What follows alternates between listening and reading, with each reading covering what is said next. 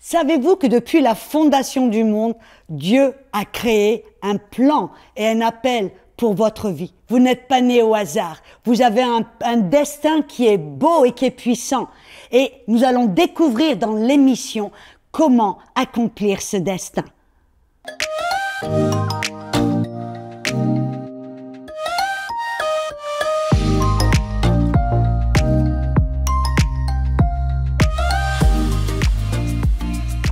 Bonjour et bienvenue à la Zone Rafa, je suis Audrey Mac et nous parlons aujourd'hui du destin que Dieu a pour vous.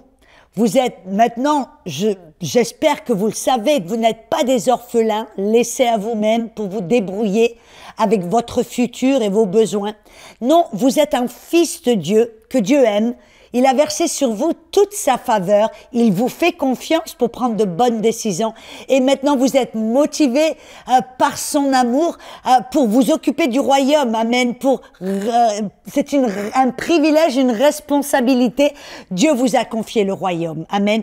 Donc, c'est vrai que Dieu a un destin, un futur pour vous qui est brillant, qui est bien au-dessus, au-delà de quelque chose pour laquelle vous pouvez vous imaginer. Il y a un verset qui est puissant dans Jérémie 29, dans le verset 11 à 13, et j'y tourne tout de suite. Peut-être si vous avez votre Bible, vous pourriez le faire également, même si je suis persuadée que peut-être vous connaissez ce verset. Il est peut-être même sur votre frigidaire. Dans Jérémie chapitre 29, il dit « Je connais, verset 11, les projets que j'ai formés sur vous, dit l'Éternel, des projets de paix et non de malheur, afin de vous donner un avenir et de l'espérance. Oui, vous m'invoquerez et vous partirez, vous me prierez et je vous exaucerai, vous me chercherez et vous me trouverez si vous me cherchez de tout votre cœur. » Amen.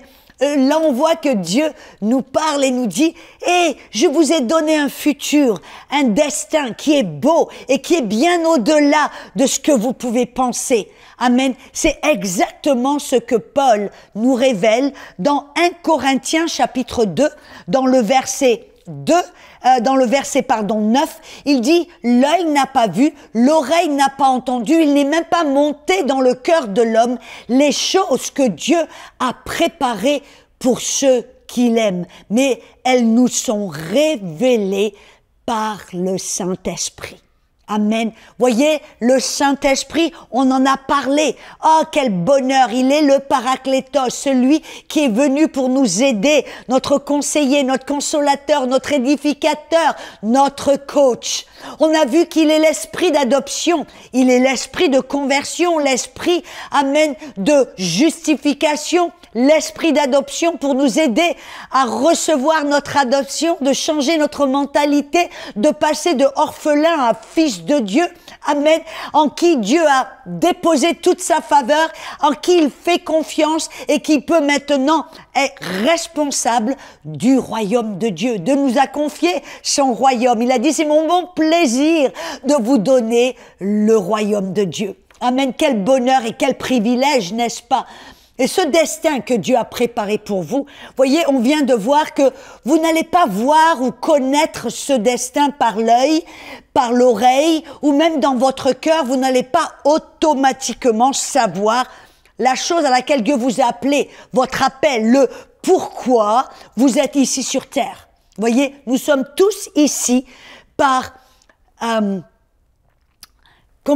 par la volonté de Dieu. Dieu, avant la fondation du monde, a choisi de vous appeler à cette époque, dans l'endroit où vous vivez. Ce n'est pas un hasard, mes amis. C'est le dessein de Dieu. C'est la stratégie de Dieu. Il vous a appelé pour quelque chose de beau et de puissant. Combien de chrétiens est-ce que je rencontre qui ne connaissent pas la chose pour laquelle ils ont été appelés? Ils traversent la vie un peu par hasard, comme s'ils marchaient au milieu d'une prairie, là, et puis ils vont à droite, à gauche, sans vraiment avoir une vision, sans vraiment avoir un rêve, sans vraiment avoir un destin, quelque chose de précis pour laquelle ils se lèvent tous les matins. C'est tragique, n'est-ce pas, de se lever le matin sans savoir pourquoi vous avez été créé. C'est d'aller de train-train de 9 heures du matin à 5 heures du soir sans avoir cette vision qui brûle dans votre cœur. Mais mes amis, aujourd'hui, les choses peuvent changer. Pourquoi? Parce que le Saint-Esprit, et s'appelle aussi l'esprit de supplication. Voyez, là, Paul, après nous avoir dit que le destin de Dieu nous est caché à l'œil humain, à l'oreille humaine, même au cœur, à nos pensées et nos émotions, ça nous est caché. C'est comme un trésor qui est caché. Non pas caché pour qu'on ne le trouve pas, mais caché pour qu'on le recherche et qu'on le découvre. Voyez, la Bible dit, c'est la gloire de Dieu de cacher quelque chose. C'est la gloire des rois de le découvrir. Vous êtes appelés fils de Dieu, roi dans le royaume de Dieu, n'est-ce pas? Et vous devez découvrir votre destin, le pourquoi vous êtes ici sur cette terre. Quelle belle chose! Et vous savez, quand on recherche Dieu, amen, c'est vrai que l'on recherche, on trouve ce destin. Mais le Saint-Esprit, il s'appelle l'esprit de supplication et de prière. Et vous savez que le Saint-Esprit, à la Pentecôte, il a fait quelque chose de merveilleux. Il a rempli tous les disciples et là, quelque chose s'est passé. De leur bouche est sorti un langage divin qu'ils ne pouvaient pas comprendre. Cela s'appelle le parler en notre langue. Non, pourquoi est-ce que Dieu, dans sa sagesse infinie, a vu nécessaire de nous donner un langage que notre tête, notre intellect ne peut pas comprendre? Cela paraît bizarre à première vue, amen, mais c'est la sagesse divine qui a fait cela. Pourquoi? Parce que vous savez, vous et moi, si on va prier ou on va essayer de marcher dans le destin, on va être limité avec ce que l'on sait, ce que l'on voit, ce que l'on connaît. Voyez, nous sommes des fois comme des petits ânes avec des œillères. Nos prières seront limitées à nos petits besoins, nous quatre, ou des fois ce qui est sur l'actualité ici et là. On va être limité dans nos prières, mais Dieu a dit non. J'ai besoin que mes fils puissent accomplir leur destin. J'ai besoin qu'ils puissent commencer à marcher dans ce plan que j'ai désigné très spécifiquement, avec des dons spéciaux, avec une personnalité spécifique, avec des choses précises qui vous appartiennent pour accomplir ce destin. Dieu l'a fait avec son intelligence, amen, en sachant. Mais voyez, Dieu a dit, je vais leur donner un langage divin qui vont leur permettre de prier ces choses que j'ai enfouies dans leur cœur. Ces choses qu'ils ne peuvent pas connaître à première vue, amen, ces choses qu'ils ne peuvent même peut-être pas comprendre, ou j'irai même loin, des choses que l'on ne devrait pas directement, automatiquement connaître et comprendre à première vue. Je vous dis pourquoi, parce que ça nous effraierait sûrement. Si nous savions tout ce que Dieu avait préparé pour nous, si, voyez, moi, quand j'ai rencontré le Seigneur, si le Seigneur m'avait dit tout ce qu'il m'avait appelé à faire, ce que je ferais, où j'irais, s'il me dirait même les obstacles que je rencontrerais, s'il m'avait dit tout ce qui allait se passer, je serais partie de l'autre côté peut-être. Voyez, ça m'aurait tellement effrayé que j'aurais dit « Oh non, tu te trompes de personne. Non, non, ce n'est pas moi. Tu parles pas de moi. Non, c'est quelqu'un d'autre. Tu t'es trompé. » Alors Dieu a dit « Non, je vais vous donner un langage divin. Je vais te donner un langage divin. Un langage qui va sortir de ton esprit que ta tête ne va pas pouvoir comprendre. » Oh, alléluia. Pourquoi? Parce que de cette manière, nous allons ôter les limites et permettre à Dieu de prier de notre esprit, de prier sa volonté parfaite, ce plan parfait. Vous voyez, la Bible dit dans 1 Corinthiens 14, verset 4, que quand nous prions en notre langue, nous ne prions pas à l'homme, mais à Dieu, car dans l'esprit, nous prions des mystères. C'est la parole moustérion qui veut dire des secrets cachés, des vérités secrètes. Voyez, c'est le plan que Dieu a caché dans votre esprit, comme le plan d'un architecte qu'il a fait depuis la fondation du monde à votre sujet, avec des choses pour vous à faire, des personnes pour vous à rencontrer, des dons pour vous à développer, des personnes pour vous à impacter, une génération pour vous changer. Tellement de belles choses à faire. Voyez, mais si vous le savez, ça vous ferait peur. Mais vous pouvez parler en autre langue. C'est ce qui s'est passé le jour de la Pentecôte. Ils ont tous été remplis du Saint-Esprit et ils ont tous, vous avez bien entendu, tous commencé à parler en autre langue. Et ce parler en langue, c'est ce que Jésus avait prophétisé dans Jean 7, dans le verset, je crois, 37 à 39, il dit, « Si quelqu'un a soif, qu'il vienne vers moi, et de son sein va couler des fleuves d'eau vive. » Et le verset suivant dit, il parlait là du Saint-Esprit, qu'il était sur le point d'envoyer, amen, et qu'il n'avait pas encore envoyé. Le Saint-Esprit, l'esprit de supplication, veut nous aider dans la prière. Voyez ce plan est enfoui, comme j'ai dit, le plan d'un architecte dans votre esprit. Et vous ne pouvez pas prier pour ce plan, pour ce destin, avec votre intelligence. Vous le savez, vous allez prier selon votre connaissance, les choses seront très limitées. Amen. Seigneur, bénis-moi. Seigneur, aide-moi et ma famille, aide mes voisins, voilà. Et puis, voyez, ça va être très limité. Mais quand vous priez en notre esprit, vous permettez à l'Esprit de Dieu de prier au travers de vous, amen, de votre esprit, de prier ces mystères, ces choses cachées dans votre esprit, ce plan enfoui dans votre esprit, ces vérités secrètes, ces mystères. Alléluia. Voyez, la plupart des chrétiens traversent la vie comme sur des auto-tamponneuses. Qu'est-ce que je veux dire par là? Avez-vous déjà été à une foire, peut-être, et vous avez vu, il y a quelque chose, ça s'appelle les autotamponneuses.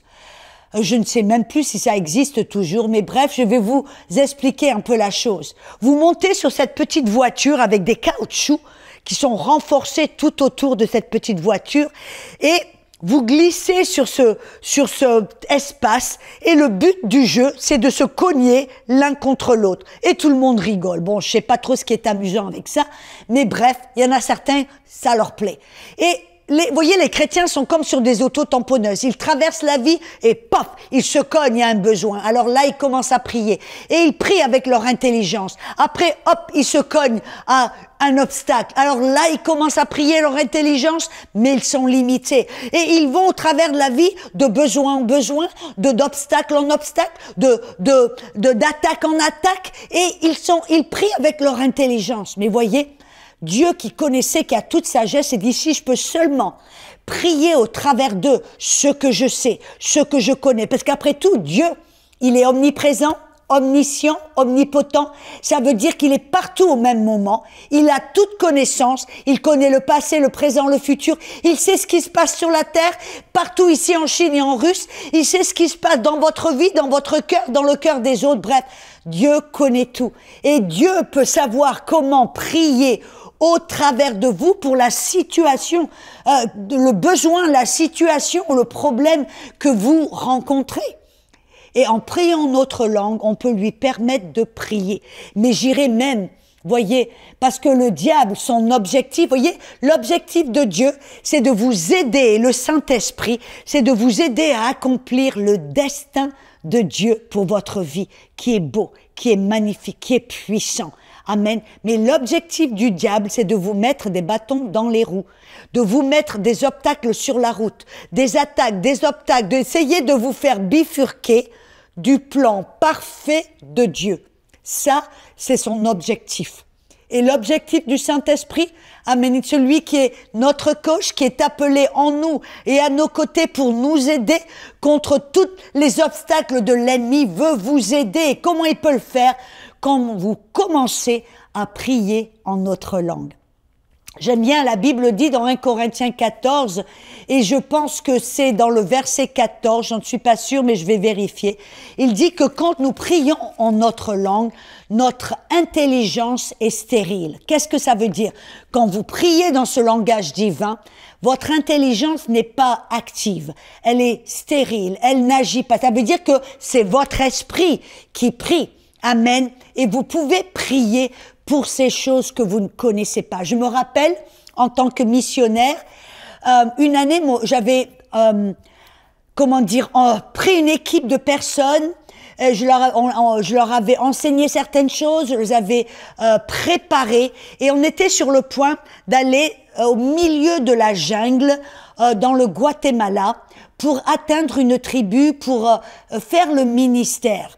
Et alors, nous étions préparés pendant des mois, et je savais que nous devions aller à l'intérieur de la jungle. Alors, vous savez, j'ai eu des fois un petit peu une imagination un petit peu romantique, et je m'imaginais d'être comme Indiana Jones, avec mon équipe, avec, voyez, le chapeau en cuir, le lasso, et enroulé autour là de la ceinture, et la machette. Vous savez, la machette, c'est un grand couteau pour couper des lianes, couper les roseaux, couper ce qui est au milieu dans la jungle. Et c'est ce que je m'imaginais. Et puis après avoir pensé à cela, j'ai dit, oh là là, ça va prendre du temps, c'est sacrés efforts, comment on va faire cela? Bon, d'accord, on a parmi l'équipe, il y avait des hommes un peu costauds, mon mari en faisait partie, j'ai dit, bon, ok, ce sont des hommes, on va peut-être y arriver. Mais vous savez, quand on est arrivé là, au bord de la jungle, je me suis aperçue que la voie avait déjà été tracée et ouverte. Et j'étais un peu curieux, j'ai dit, mais oh là là, c'est super, la voie était ouverte, comment ça s'est fait? Et tout d'un coup, du regard, le côté de mon nez, j'ai vu un bulldozer, un gros bulldozer. Et en fin de compte, le missionnaire qui nous avait invités avait loué un bulldozer. Et en moins de Dieu, sans effort, quelqu'un avait traversé la jungle et avait ouvert la voie. Pourquoi je parle de cela? Le Saint-Esprit m'a parlé et il m'a dit, Audrey, quand tu passes du temps à prier en autre langue pour ton appel, pour ton destin, pour ta vie, amen, c'est ce que je suis en train de faire dans l'esprit. Tu n'as pas besoin d'attendre, d'être confronté à un obstacle, une attaque, ou être face à un besoin. Tu peux, avec l'esprit, le Saint-Esprit, prier à l'avance pour ces choses. Parce que vous voyez, voilà comment les choses se font. Le Saint-Esprit, il est lui aussi omniprésent, et il est partout, partout dans le monde, et il connaît tout. Il est Dieu, omnipotent, omniprésent, omniscient. Il connaît toutes choses. Il sait le futur du passé et du présent. Il sait ce que l'ennemi va essayer de faire. Il sait comment vous allez réagir. Il sait tout ce qui va se passer du début jusqu'à la fin de votre vie. Cela, il le connaît. Et dans son intelligence, dans sa science et sa sagesse, il va vous appeler, peut-être vous inviter à prier quand il a besoin que vous priez pour quelque chose de spécifique. Peut-être il sait que dans un mois, vous allez être attaqué par le diable. Il le sait. Alors qu'est-ce qu'il va faire? Il va peut-être vous taper en vous disant, j'ai besoin que tu passes du temps dans ta chambre tout seul à prier en autre langue. Et à ce moment-là, qu'est-ce qui se passe? Alléluia. Vous priez en autre langue. Vous lui faites confiance, et le Saint-Esprit, au travers de votre prière, prie exactement ce qui est nécessaire pour confronter le problème que vous allez confronter le mois prochain. Ou alors il sait que à telle date, à telle place, à tel moment, vous avez besoin de rencontrer une personne clé qui est stratégique pour votre futur. Alors qu'est-ce qu'il va faire? Il va vous inviter à prier en disant, waouh, j'ai besoin que tu pries. Vous voyez, c'est tout d'un coup comme un désir ardent qui monte en vous. C'est comme une prise de conscience. Je dois prier maintenant. Et alors vous priez. Et vous voyez, il y a une grâce avec ça. Ce n'est pas de l'œuvre. Ce n'est pas vos propres efforts qui essayez de travailler, de prier. Il y a une telle grâce quand le Saint-Esprit vous invite. Il y a une telle grâce quand il vous demande de prier. Vous priez en autre langue. Et vous priez en autre langue. Et vous priez en autre langue. Et tout d'un coup, le Saint-Esprit, au travers de vos prières, a prié exactement ce dont vous avez besoin pour votre futur. Et voyez, vous n'avez plus besoin tout d'un coup d'être comme sur des autotamponneuses. Tout d'un coup, vous traversez votre vie, votre ministère et votre vie comme sur des patins en roulettes. Ça a l'air même d'être tellement facile. Vous dites, mais alors c'est tellement facile. Vous savez, moi personnellement, dès que j'ai découvert cette vérité et j'ai commencé à passer pas mal de temps à prier en notre langue, et même je me rappelle, je vais vous dire quelque chose qui est assez puissant. Je me rappelle, après avoir fini le collège biblique, j'avais cette impression que je devais vraiment me retirer, m'éloigner de toute distraction et me séparer pour un moment pour prier en notre langue. J'avais cette conscience, le Saint-Esprit m'invitait à la prière. Et il y avait une telle grâce, un tel désir. Vous savez, j'avais même pas besoin d'aller avec les amis voir un film ou d'aller au resto. Non, la seule chose que j'avais envie de faire pendant cette période, c'était de rester dans ma chambre à prier en notre langue. C'était, je dois aller dire la grâce de Dieu, quelque chose d'assez surnaturel. Et donc j'ai prié en notre langue. J'ai vraiment pas prié beaucoup en anglais ou en français, je priais en notre langue. Et à la fin et j'ai fait cela pendant 2 mois, ce qui me montre que c'était quand même surnaturel. Bien sûr, je suis sortie pour manger quelquefois, je dois l'avouer, mais je ne voulais pas être distraite avec tout un tas de loisirs, de films, de rencontres. Non, je me séparais pour être avec Dieu, le Saint-Esprit, et prier en notre langue. À la fin de cette période, je savais, le moment était terminé et j'ai entendu une parole dans mon esprit, Floride. Et je m'entendais prier, Floride, Floride, Floride, Floride. Jusqu'au point où j'ai dit, Saint-Esprit, qu'est-ce que tu es en train de me dire que je dois aller en Floride? Et quand j'ai pris la décision d'aller en Floride, j'ai ressenti vraiment une paix intérieure. Donc je me suis dit, ok, c'est ce que le Saint-Esprit veut que je fasse. Alors j'ai acheté un billet d'avion. J'avais une très bonne amie qui fait maintenant partie de mon board, qui fait partie de... Et elle m'invitait toujours à venir la voir en Floride. Alors j'ai pris le billet d'avion, j'ai atterri, je suis allée chez elle, j'ai passé pas mal de temps avec elle, là. Mais je pensais en moi-même que c'était pour le ministère. Et me voilà en Floride. Mais, voyez, j'attends, mais c'était intéressant. 2 jours après être arrivée en Floride, je suis invitée à faire le ministère pour un groupe de jeunes. Alors je vais dans une autre ville, à Tampa, je vais là-bas pour faire le ministère et mes amis, c'était mon anniversaire. Et alors là, après avoir prié et faire le ministère pour ce groupe de jeunes, j'apprends que j'ai une très bonne amie, une amie que n'avais pas vue pendant de longues années, qui était là dans la même ville, amen, pour célébrer la naissance de ses jumeaux. Elle était là chez sa mère. Alors je me suis dit en moi-même, ben alors je vais aller la voir, lui faire une petite surprise, un petit coucou. Surprise, me voilà. Et donc, je suis arrivée à la maison de sa mère, j'ai frappé à la porte, je suis rentrée, et me voilà. Et vous savez que ce jour-là, bien sûr, j'ai rencontré mon ami, mais ce jour-là, il faisait une petite célébration pour célébrer les jumeaux. Amen. Et il y avait un monsieur qui était là, présent. Et quand il m'a vu rentrer, il y a quelque chose qui s'est fait en lui. Mais moi, je l'ai vu, j'ai même pas j'ai pas fait attention du tout.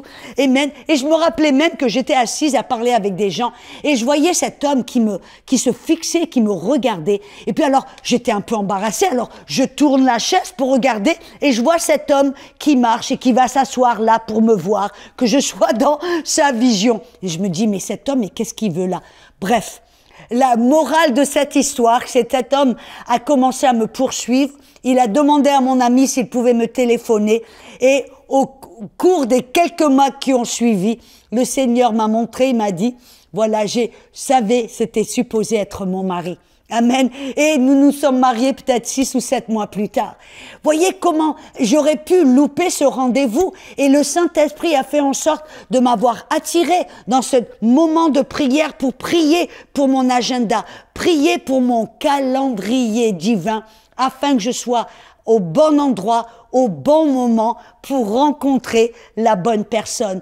Alors je veux vraiment vous encourager à ne traverser pas la vie au hasard et à la légère, comme sur des autotamponneuses, mais invitez le Saint-Esprit, l'esprit de supplication, qui veut vous révéler les secrets, qui veut prier au travers de vous pour votre futur et pour enlever les obstacles, pour enlever, pour pourvoir aux besoins, pour vous faire arriver exactement au bon endroit, au bon moment. Amen.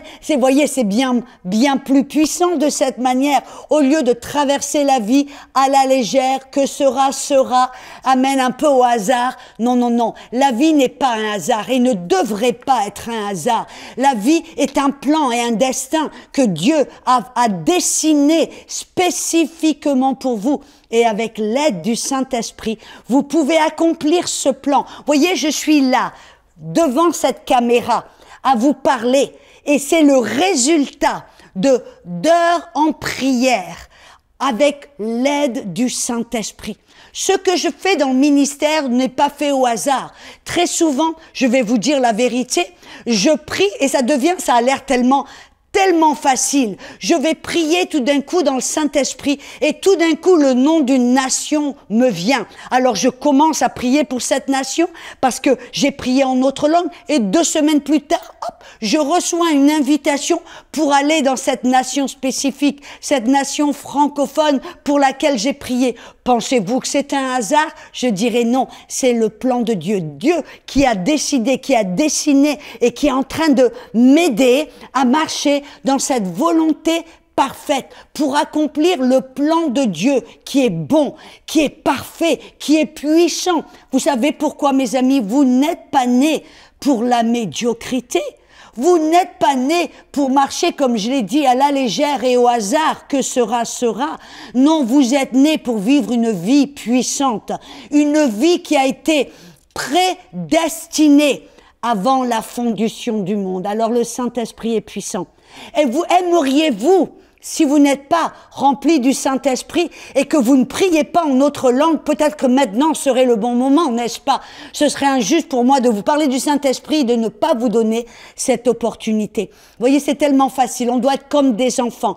On doit simplement demander au Père de nous remplir du Saint-Esprit. Et comme un enfant qui veut apprendre à parler, un enfant, qu'est-ce qu'il va faire? Il entend maman et papa qui parlent. Et alors le petit enfant, vous voyez, il n'a aucune éducation, il est tout innocent, tout simple, mais qu'est-ce qu'il fait? Il ouvre la bouche et il commence à bégayer. Ba ba ba ba da da da. Et tout à coup, petit à petit, son langage commence à se former.